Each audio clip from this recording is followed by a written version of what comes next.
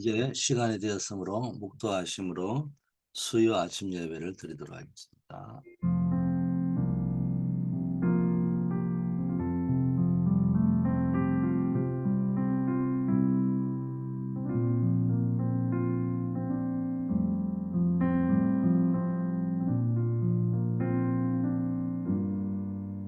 하나님 아버지 감사합니다.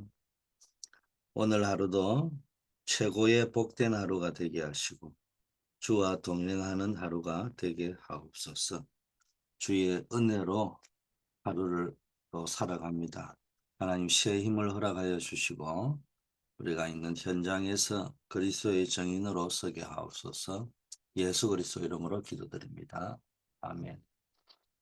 하나님의 말씀 에스더서 4장 16절 에스더서 말씀 이사야 66장 1절 말씀 제가 읽어드립니다. 여호와께서 이와 같이 말씀하시되 하늘은 나의 보좌요 땅은 나의 발판이니 너희가 나를 위하여 무슨 집을 지어라. 내가 안식할 처소가 어디 있겠느냐. 우리 영적 리더의 마지막 사명과 선교운동 이런 제목으로 말씀을 또 좀 묵상합니다. 언제나 서로는 현장을 생각하면서 뭐가 비정상이고 뭐가 정상인지 비정상을 정상으로 만드는 게 치유죠. 렘넌트의 이 마지막 사명, 언약 잡은 자의 마지막 사명. 렘넌트 때 복음을 각인시켜야 된다. 어릴 때 복음을 각인시켜야 된다.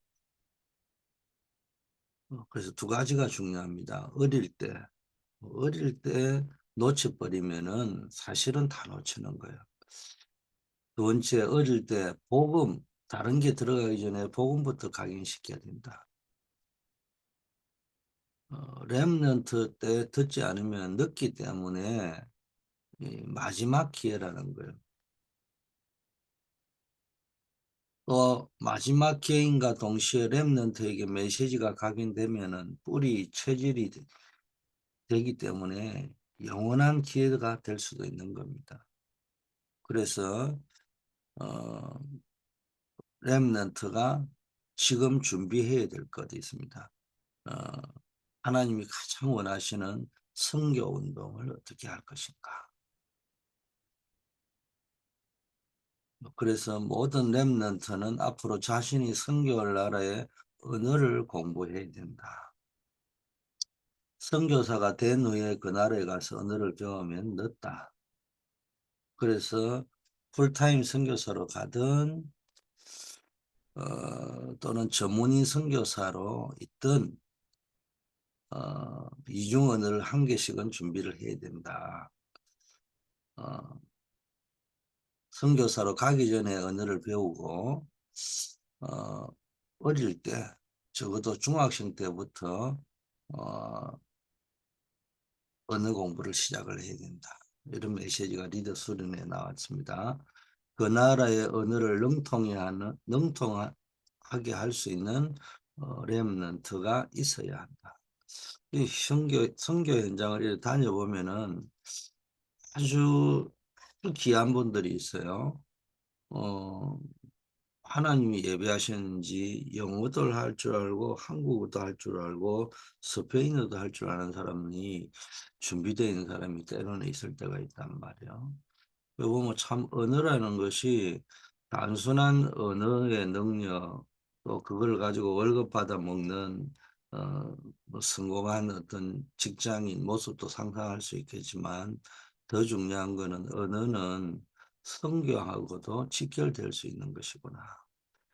그래서 우리 후대들이 어릴 때부터 언어를 자기의 모국어 외에도 세컨드 랭귀지를 꼭 할 수 있도록 아주 능통하게 할 수 있도록 준비해 놓는다면은 하나님은 반드시 준비한 걸 쓰시기 때문에 그 나라를 복음화하는 일에 쓰임 받게 될 것입니다.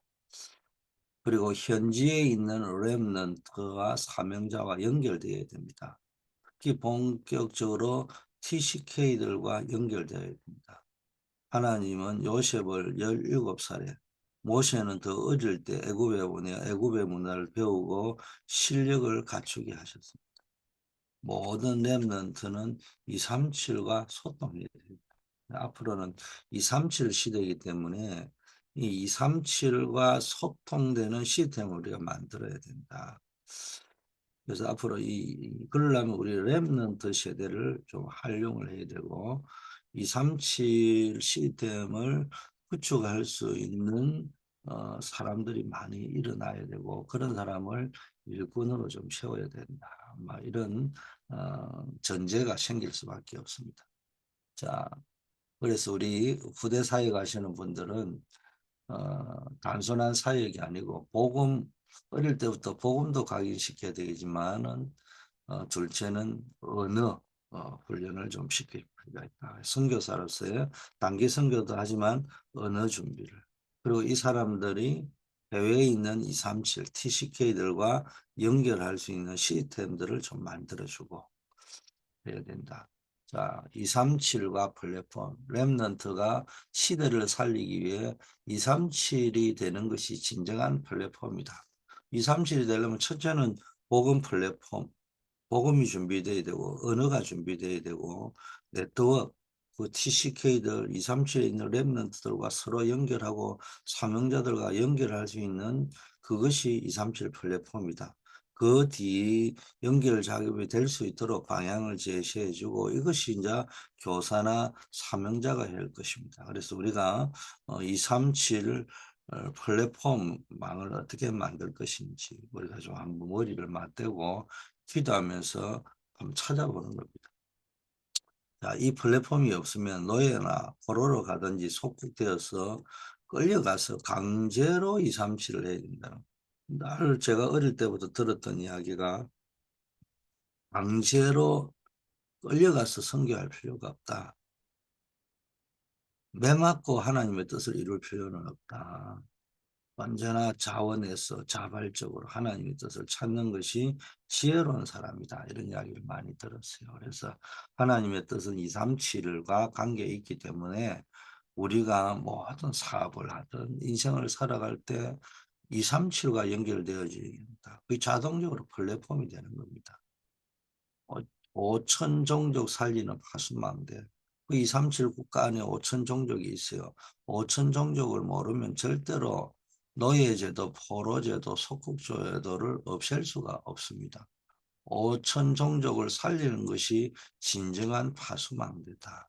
지금도요, 이렇게 인도나 뭐 여러 동남아시아 이런 이 후진국들이 많은 데를 가면 우상숭배를 굉장히 많이 합니다. 이 5천 종족 가운데는 미전도 종족, 복음 없는 종족 이런 데 보면요. 가지 이상한 우상 숭배를 하고 계급 제도가 있고 그래서입니까? 어, 사람이지만 사람처럼 살지 못하고 있는 종족들이 많이 있습니다. 이런 이들에게 있는 잘못되어져 있는 여러 가지 문화와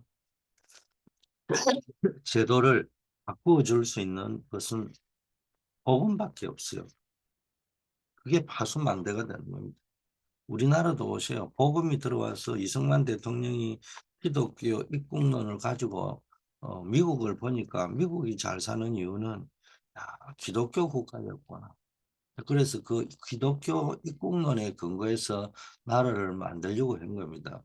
2차 세계대전 이후에 지금 정치가 내부 정치가 뭐 참 많이 바람직하지 못하게 흘러가고 있지만은 그럼에도 불구하고 계속해서 독재를 뛰어넘어서 이제는 어, 5년마다 뭐 또 10년마다 한 번씩 대통령이 바뀌고 자연스럽게 그래서 한국을 이제는 뭐 이제 진정한 의미에서 독재 국가라고 하는 나라는 없어요. 그래서 선진국 반열에 인정해 주는 겁니다. 그래서 2차 세계대전 이후에 정치, 경제, 산림, 녹화 뭐 이런 것들 모든 것들에 있어서 뭡니까 성공한 케이스는 대한민국밖에 없다고 이야기하잖아요. 그리고 미국이 어, 2차 세계대전에 뛰어들어 가지고 전쟁에 어, 도와가지고 성공한 나라도 한국밖에 없어요. 뭐 월남전 가가지고 미국 실패했죠. 뭐 지금 파키스탄 들어가서도 실패했죠. 저 뭡니까 이라크 들어가가지고도 실패했죠. 전부 다 실패했어요. 근데 미국이 전쟁 도하가 성공한 나라는요, 대한민국밖에 없어요. 이 배경에, 아니, 보세요. 복음이 들어와서 그런 겁니다. 복음의 시스템들이. 물론 어두운 면도 많이 있었지만, 교회가. 그러나 항상 전체적으로 볼 적에 이게 우상 숭배하던 국가가 복음이 들어왔다.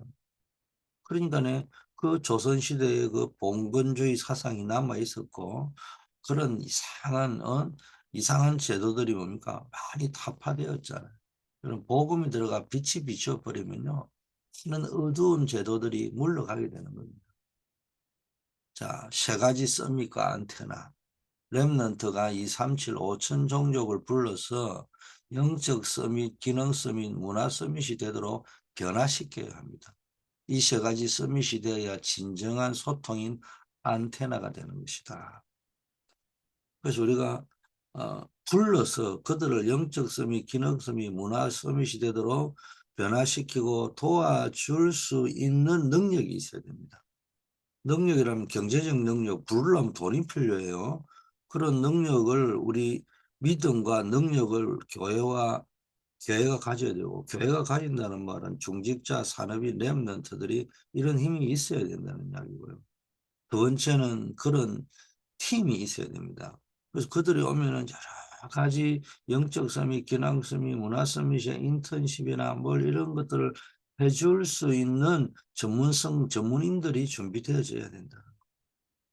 그리고 이들이 오면은 어, 짧은 기간이든 어떤 기간 동안에 뭐 해야 됩니까? 그런 것들을 해주려 하면은 이 숙박시설, 훈련시설이 준비되어져 있어야 됩니다.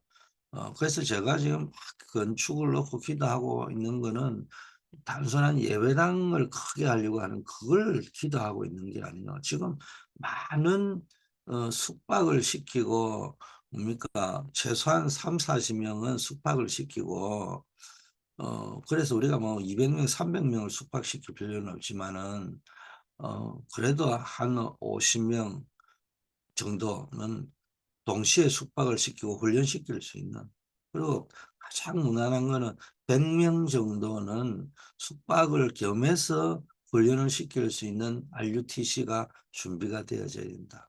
그런 의미입니다. 예배당이야 지금 있는 거 가지고도요. 우리 얼마든지 돌릴 수 있죠. 그래서 여러분 이걸 놓고 늘 기도하셔야 됩니다.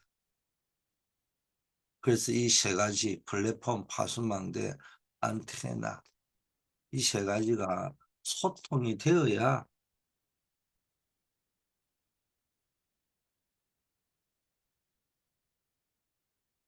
되는 겁니다. 그리고 이들이 영적 서밋, 기능 서밋, 문화 서밋이 되도록 해줘야 이게 진짜 안테나가 되는 거란 말이에요. 여러분이 꼭 기도해 주시기를 바라겠습니다. 그래서 우리 랩런트가 꼭 기억해야 되고 여러분이 기억해야 될 게 있습니다. 모든 사람에게는 기질과 천재성이라는 게 있는데요. 기질에 맞춰서 조용한 사람은 선진국으로 또 활동적인 사람은 후진국으로 연결해 줬어. 이분들이 후진국의 활동적인 사람 막 활동을 하면서 후진국을 개발하고 빛을 비춰줘야 되고 조용한 사람은 또 그 선진국에 가서 그 선진국에 있는 많은 보이지 않는 영적인 병들을 치유해 줘야 됩니다. 왜 조용한 사람은 선진국으로 가라 하느냐. 선진국이라는 데 가서 너무 설쳐버리면 안 돼요. 한국보다 선진국인 나라, 이미 선진국 되어 있는 나라의 한국 스타일로, 한국 기질로 목회하고 선교하면 안 돼요. 어, 물론 선진국인 미국에 보니까 미국에 병이 있어요. 그 병을 고쳐야 되겠지만은 한국식으로 막 빨리빨리 막 이런 식으로 접근해 가지고는 불가능한 거예요.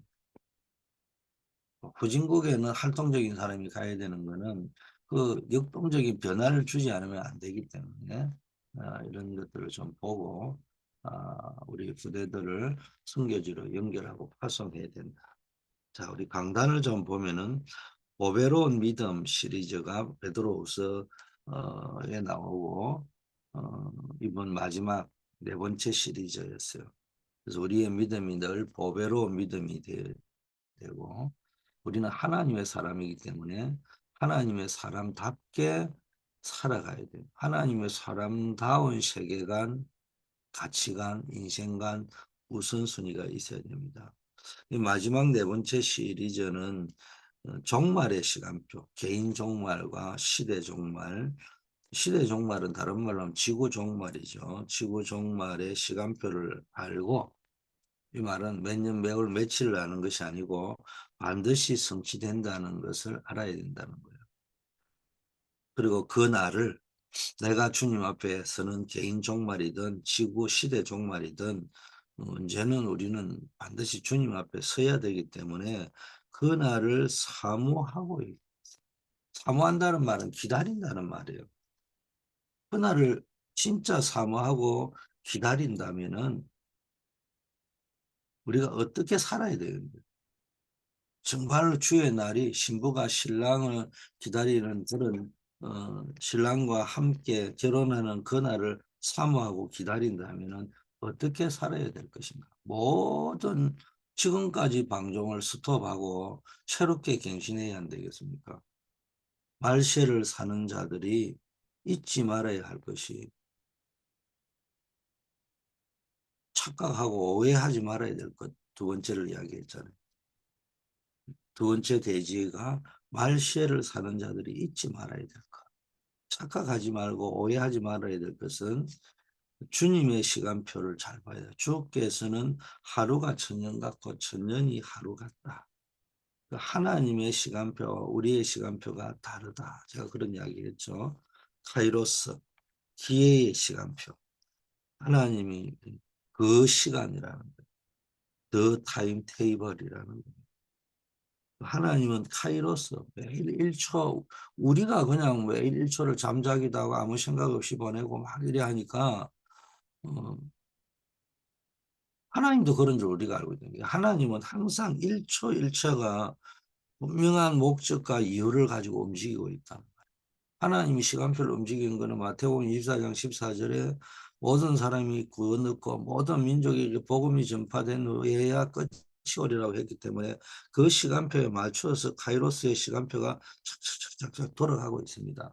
그런데 우리는 그거를 몰라요. 그래서 그냥 크로노스의 시간표, 그냥 몇 년, 몇 월, 며칠, 몇 시, 그것도 우리가 아는 게 아니고 카렌다 보고 시계 보고 아는 거잖아요.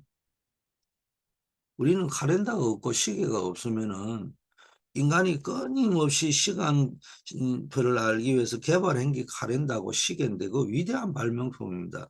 그럼에도 불구하고 인간은 카이로스의 시간을 살지 못해요. 크로노스의 시간, 그냥 연대기적이고 보편적이고 객관적인 어쩌면 우연적인 시간, 흘러가는 시간을 가지고 있을 뿐이에요. 그러나 하나님은 반드시 목적과 이유를 가지고 움직이신다. 그런데 주님이 그 시간표 속에서 반드시 개인의 종말과 시대의 종말, 지구 종말을 예언하셨다는 말은 약속하셨다는 말이거든요. 그래서 우리가 잊지 말아야 될 것은 주의 약속은 결코 더딘 것이 아니다. 반드시 성취된다. 그래서 천년이 하루 같고 하루가 천년 같은 주님의 입장에서는 그 모든 게 눈 깜짝할 사이인 거예요. 그 눈 깜짝할 사이가 우리에게는 천년이 되고 오천년이 되고 1억 년이 될 수도 있는 겁니다.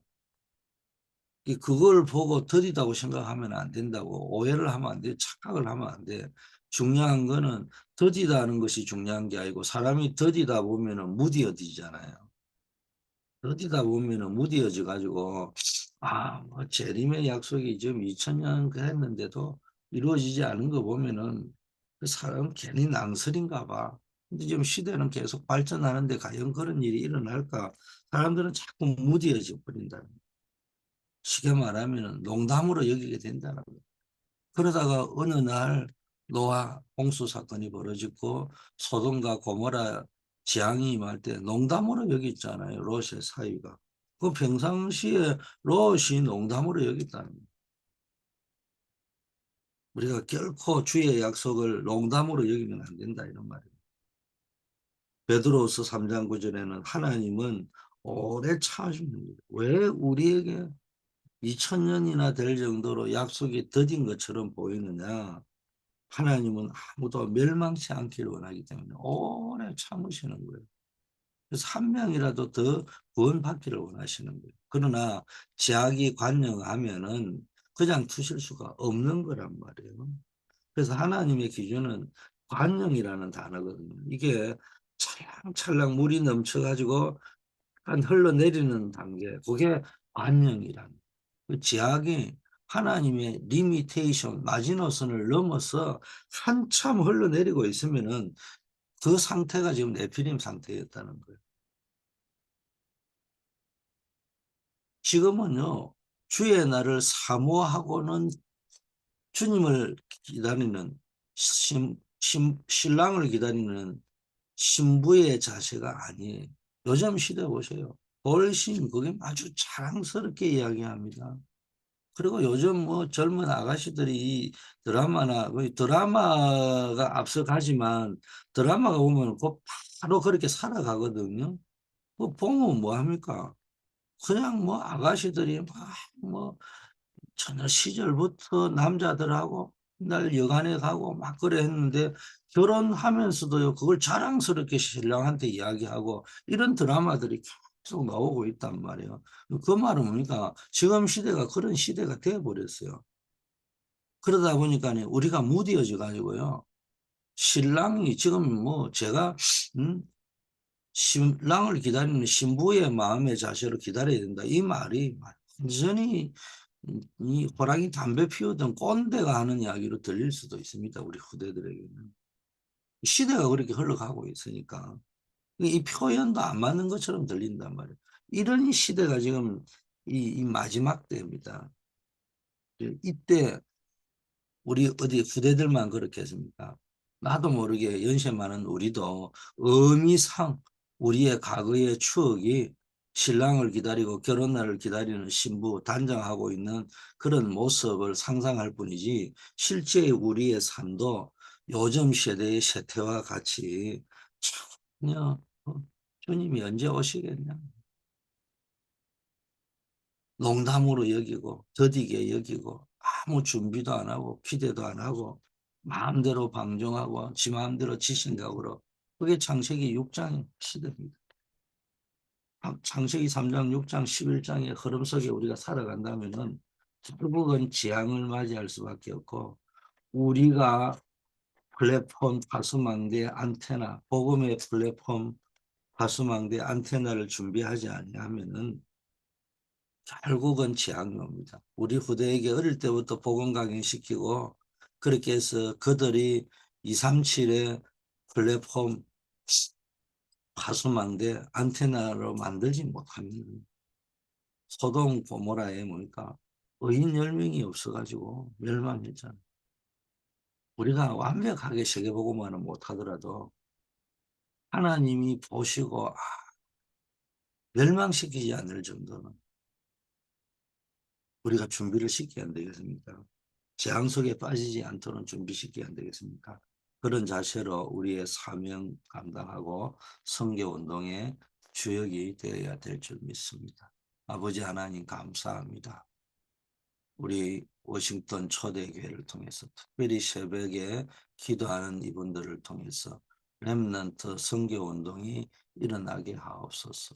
이를 위해 모든 교회가 렘넌트들에게 언약 공부 또 237 5천 종족을 렘넌트 TCK들과 연결하여 렘넌트들의 선교운동이 일어나게 하옵소서. 237과 5천 종족의 플랫폼 파수망대가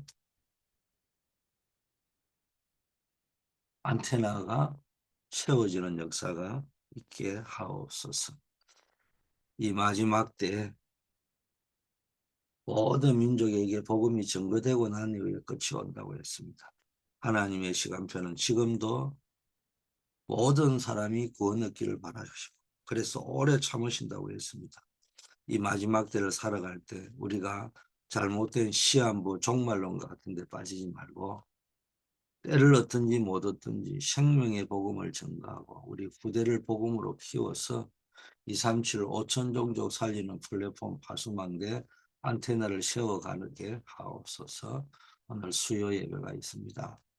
우리가 수요 예배로 모일 때마다 237 아버지 하나님 전도학교로 모이는데 우리 전도 현장, 선교 현장, 우리가 후원하고 파송하는 선교사님들, 또 기관 선교인 안류 미주 청년 선교국, 또 동문전도학교, 또 우리 총회 노예를 기억하여 주시고 아버지와 정말로 237 선교하는 아버지 하나님 선교사님 기관들 축복하여 주시옵소서. 우리 교회도 다민족 영어 예배팀을 축복하시고 앞으로 스페니시를 비롯한 다민족 시스템들이 구축되어져 갈 수 있도록 인도하옵소서. 70 제자, 70지역, 70종족, 70나라 살리는 역사가 일어날 수 있도록 아버지여 인도하여 주시옵소서. 우리 간우들과 어려움 당하는 분들에게 아버지여 기도하다가 성령 충만함을 덧입게 하옵시고 하나님의 능력과 권능을 체험케 하옵소서. 오늘도 우리가 현장에서 군 현장, 캠퍼스 학원 현장, 직장 산업 현장에서 현장 선교사의 사명을 감당할 수 있도록 오력을 더하여 주시옵소서. 예수 그리스도 이름으로 기도드립니다. 아멘. 우리 기도하다가